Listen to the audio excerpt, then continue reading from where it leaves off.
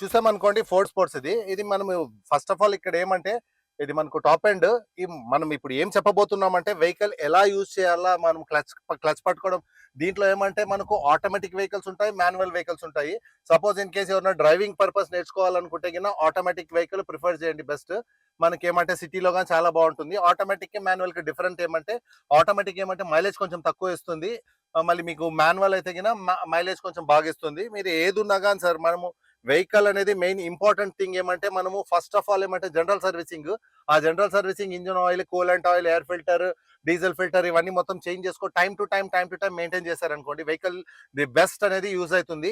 దాని తర్వాత మీరు వెహికల్ గానీ యూజ్ చేసే విధానం గానీ, క్లచ్ పట్టుకోవడం గానీ, వితౌట్ క్లచ్ పట్టుకోవడం కొంతమంది గేర్ వేస్తారు. ఇప్పుడు సపోజ్ అది ఎలా ఉంటుందంటే గేర్ బాక్స్ ఉంటుంది. ఆ గేర్ బాక్స్ పోతుంది.